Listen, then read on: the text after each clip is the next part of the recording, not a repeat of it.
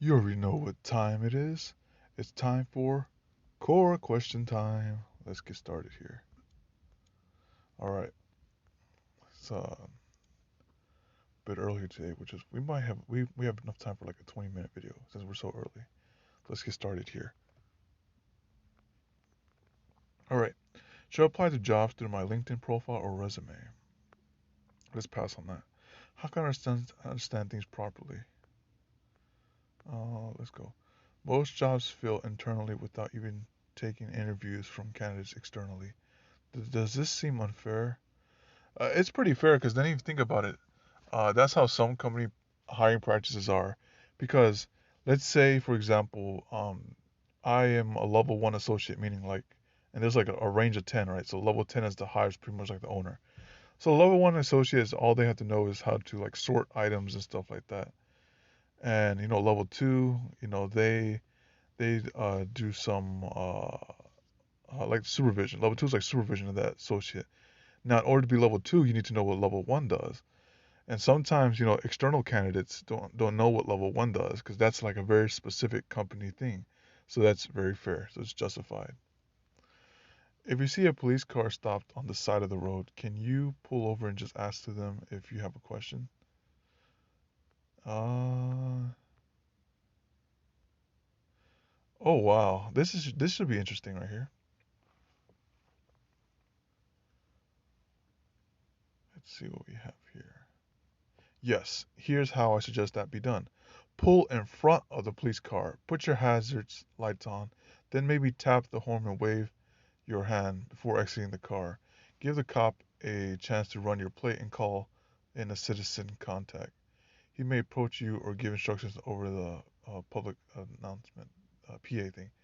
He may wave you to walk back to the passenger side of the car so you aren't out in traffic. Don't just out of the blue quickly run up to the cop car.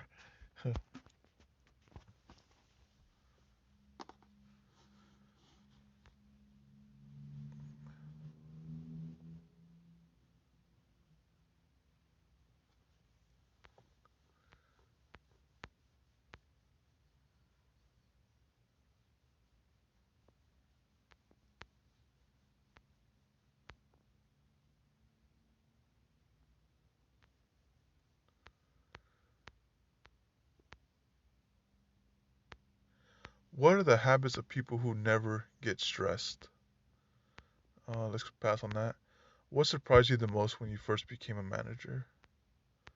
Let's pass on that. What are the most common lies customers tell car salesmen? I'll be back. This translate. Okay.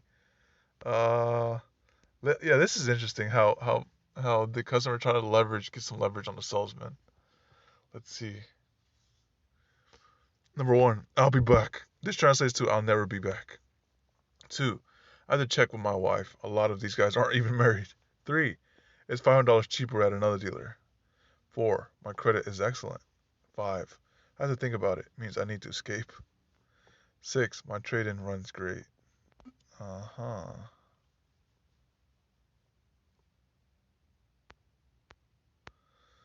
Let's continue. Uh, what is your biggest obstacle to success in life right now? Let's pass on that. What are the key difference between a first and second interview? Why do poor people shop at Walmart when they can use their food stamp card on Amazon? So it's about My guess is it's about education. Like they know it's maybe they don't have access to the internet or they don't know how to use Amazon and stuff like that. So probably for the same reason the people who have Snap go directly to Walmart to shop as opposed to ordering on Walmart's website for delivery. You can't at this time. When was it written? Okay, August 22nd. Was that this year? Yes, Amazon has a pilot program exploring the use of this benefit, but even their food delivery service, Amazon Prime Pantry, which is where the SNAP benefits will be used through, is not nationwide. There's also the additional factors that delivery fees cannot be paid out of SNAP, and so far, Amazon doesn't allow you to split payment options on an order except with prepaid Amazon gift cards. Amazon is quite expensive compared to Walmart and Walmart.com. Where I live, and presumably in many other locations that doesn't have Prime Pantry delivery, any food item ordered through Prime Pantry must be picked up through Whole Foods, with the only Whole Foods store in my city a 3-hour one-way bus ride, excluding transfers and wait time, away. Just how feasible is it to do shopping on Amazon for groceries, even if the service was available? Meanwhile, I had 3 Walmart stores and a Sam's Club within a 30-minute bus ride, and with no transfers required.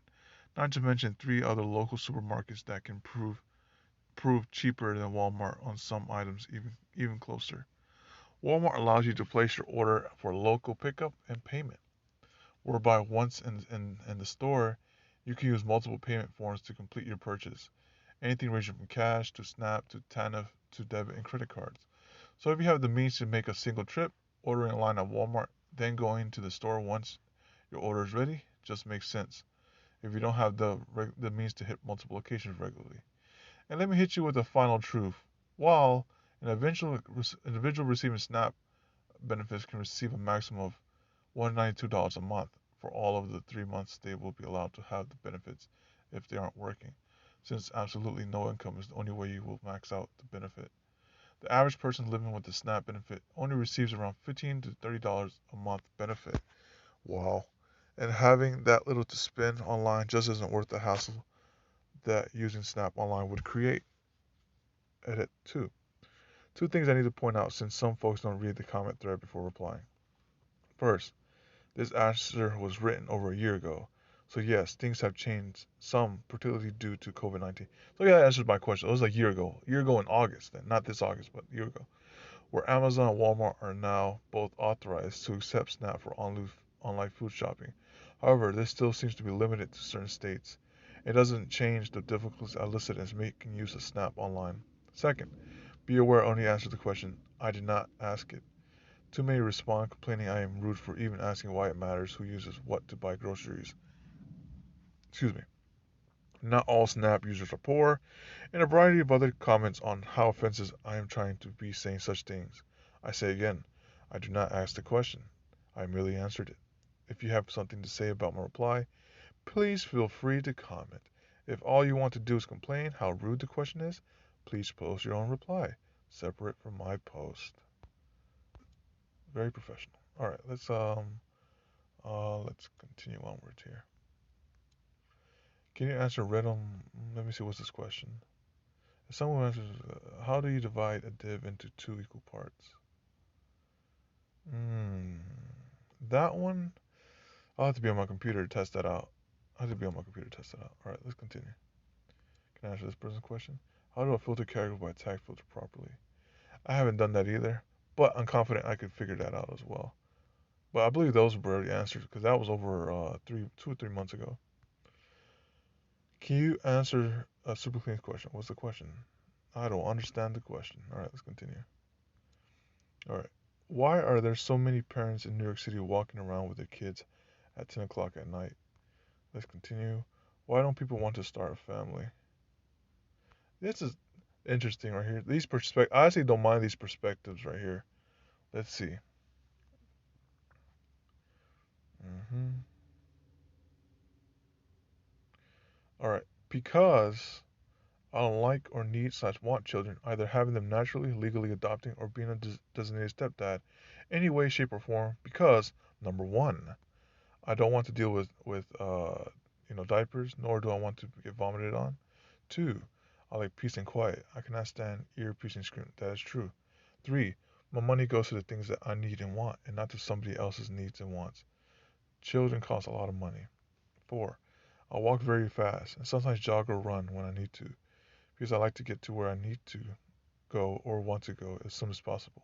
So that means I wouldn't be able to do that if I have to hold somebody by the hand and drag them behind me and have to wait for them to keep up. Five, I like sleep. Five is a strong point. Six, children are needy. Seven, children are clingy. Eight, I don't want to be bothered with trying to find a babysitter for when I want some me time. Nine, I don't want to have to be bothered about which school they have to go to. 10. I don't want to have to be bothered about taking them to a doctor, either for emergencies or simple checkups. 11. I do not want to have to deal with him/her when they are smart-mouthed teenagers. 12. I have no patience for certain adults and some things that they do, and much, much less for children. 13. I don't want to hear constant nonstop chattering. See reason number 2. 14. I don't want to deal with child support payment. See reason number 3. 15. If I ever suffer from a severe mental or physical illness, I don't want to be thrown into a nursing home. I'd rather die in my own home. 16. I actually positively and definitely have, under any circumstances, no more obligation to have children to anybody, not even my family, not to society, not even to my wife or to her family. Yes, I told her from the get-go, right, when we started dating, that I don't like or want children. Reasonable, reasonable. All right, 17. Speaking of my wife, I do not want to make her go through 9 months of carrying a literal blood-sucking, nutrient-consuming, embryonic parasite that's going to cause her unimaginable extreme pain during childbirth that could potentially kill her. Yeah, that reminds me of an episode of House, right? Where Dr. House called the thing fetus. It was so sad. I was like, oh. 18. To me, there's nothing special about having children, except for the fact that, from an evolutionary perspective, they keep the human species going. But then again, that's exactly the case with every other species, past, present, and future. Also, there's 7.7 billion and counting hairless bipedal apes on the planet already. I'm pretty sure Homo sapiens is not on the endangered species list, not yet at least. Even if that were the case, I still would not contribute to the human population. It's 19. Recreational sex without it resulting in an accidental conception and pregnancy slash reproduction is enjoyable and fun. 20. Lastly, and this is only my opinion, not to be imposed on any parents out there, I see having and raising children as a waste of space, time, energy, money, and resources. That's their 2 cents. Interesting. Even pool. Interesting perspective. See?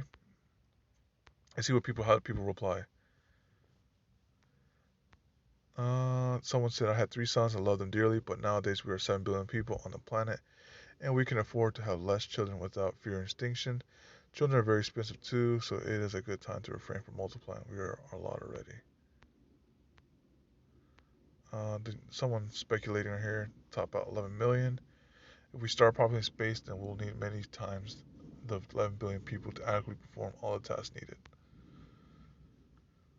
Okay. So woman perspective, same way. Very good. All right, let's continue. Have you ever been on a job interview that was going well until you made a comment that you knew blew the chance for employment? Should I remove the dealer sticker and dealer license plate frame on the rear of a car? Yeah, I would do that too. Yes, because that's pretty much free free promotion on your car, and they're not paying you for that promotion. That's let me see. That's the first thing I do. I was like, I don't want to represent this. I was like, you guys not paying me anything to promote. So get this thing off my car. Yes, and while we're on the subject, you should also remove stickers from your laptop too, and pretty much every other new thing for that matter. Why do so many people keep these? As for the license plate frames, those don't bother me. They're extremely easy to remove, so by all means unscrew them if you want to replace them with different frames. But personally, I think a frame looks better than none. So it's each their own on that one. But absolutely yes, remove stickers from pretty much every new thing. Yep. For them, there's just they don't give you a reason. They just like just remove it for the sake of removing it. Mine's is for promotional reasons. I was like, I don't want to promote them. They're not paying me, you know. That's the reason I removed mine. It's like, oh yeah, that oil change. Like some oil change things. It's understandable if they give you like an oil change on your car, and you can remove that, and that you can remove it after it expired. But preferably, if you're organized, you can actually maybe type that down or write it down somewhere that you know that the oil change will be done that way. Like for me, I just remember that. All right, I like changing my oil at the 5 and 0 mark. So that's either the 5,000 mile mark or the 10,000 mile mark, depending on what type of oil I have. And I look at the odometer. The odometer tells me, okay, it's 130 right now, so I'll change that to 135. When I see 135 come around, I just pretty much take it off. Speaking of which, I'm actually removing a oil thing right here from my window. I was like, I don't want to. What is this? Yeah, I don't want to promote this. So I was like, no, it's fine. That's good though, but sometimes it's each their own though. But let's see. How can I become rich in a poor country? Let's continue onwards. As you turn 40, what do you wish you had known when you were 30? All right. Let's see. These always different perspectives. Someone's like, I wish I could have when I should have, and coulda, shoulda, woulda. All right. I haven't navigated my 20s, 30s, 40s, 50s, and so far of my 60s without too much damage. I wish I'd known that 1. The journey is the goal. Excuse me. Most of the time, we're busy chasing the results, the deadlines, the success, or whatever we think we must have because we listen too much to what other people tell us we should have, or we forget the most important part, the journey. Sadly, most of the time it's not until we reach the end that we realize that we have missed along the way. If I was 16 again instead of 62, the most important piece of advice I could give myself and you would be enjoy the ride, every little bit of it good and bad. 2. Never to make choices out of desperation. If things are looking desperate and you're feeling completely out of control, it's tempting to try anything as long as it's something. Anything is not a solution. Sometimes doing nothing is the best answer. 3. Success never walks a straight path. It often staggers along like a drunken man. Sometimes it falls, sometimes it stumbles backwards, and 9 times out of 10 it gets there in the end. Unless, of course, it gives up and goes to sleep by the side of the road. I have done that myself. I once woke up after a party and found myself in a skip full of bricks in the middle of Covent Garden, London, but that's a story for another time. 4. That time is a great teacher, but in the end it kills all its pupils. Ooh, that's interesting. Time alone can be a slow teacher, so we all need mentors. Someone somewhere has already been on the journey you are about to take. That journey has given them knowledge, experience, and valuable insight that could take you years to acquire your own. As always, thank you for taking time to read this. If you need a little wisdom, inspiration, come along here. All right. All right. Is it reasonable to ask a prospective employer to pick up the tab for a lunch interview? Employee. Wow. Wow. That is a wow. What seasonal business that operate for 3 months or less can provide a year's worth of income? Mm, What is the most clever hack you ever seen used by a beggar to get more alms? All right. Is it okay to keep my job? Is it okay to quit my job by never contacting them again? Hmm. Let me see. We can, right? Issue. How many classes are there in the following HTML code? So I probably answered that already. Let me see. What's this? What's the experience working with Fastify? I never worked with that. Okay. How do I add a customer widget? How can I make a picture into a link? Uh, I could do that, but someone already answered probably. How do I add? Okay, I answered this one. I answered that one. When is it too late for a career change? I just ate approximately 50 grams of raw chicken. What should I do? Let me see. What are the things we can do while we are quarantined? Yep, that's what I okay. These are actually not bad. I'll read these. Like some of them are I'm actually doing both of them. Like it's a code, right? Number 1, code. At one point in the near future, everyone will be needing such skills in order to be marketable on the job market. Yep, I program. Number 2, read books. They will open your mind and prevent you from massively buying toilet paper in the next outbreak. 3, start a diary. Days are dystopian, keep track of them. 4, start writing a book. Days are dystopian, use your imagination and change the plot. 5, cook. Now is the time to learn to cook. 6, we need babies in these jams places. Well, see, look, this. Okay. 7. Dance alone. You will improve your skills, highly needed for future dates. This person is pro children. I'll tell you that. Okay. 8. Contemplate your life to date. After this, we will all want to change or two for the better. 9. Wash your effing hands many times a day. I know that you were postponing that until COVID-19 came to remind you. Wash your hands more. 10. Want company? Volunteer to do grocery shopping for the elderly next door. Learn to volunteer also after the outbreak. 11. Learn a foreign language. What about Chinese? 12. Clean and declutter your apartment. Will help your meditation skills. 13. Communicate more with your friends/family. Play along games with them will keep your brain awake. Some of those are good tips. Some of them questionable. All right. What are the characteristics of a strong personality? All right, all right. That's nice to see. This will be the ending, the close right here, because we're at the 20-minute mark. Let's close it off strong right here. The characteristic of a strong personality is as follows. This, once again, is subjective, but these type of subjective questions I don't mind actually looking at because they pique my interest. All right, one, don't feel stressed out at the small things. Okay. Two, they try to learn from every small details. Three, they try to help others without any self-interest. That's what I try to do. That's the whole reason I had that do programming. I try to teach others. Four, they have a heart of gratitude. Five, they try to forgive others and wish good for everyone. Six, they try to spread goodness and positivity. Seven, they are lifelong learners. Wow, that's really nice of you, Banjiri. But yeah, that's all we have time for today. Thank you for tuning in. Adios.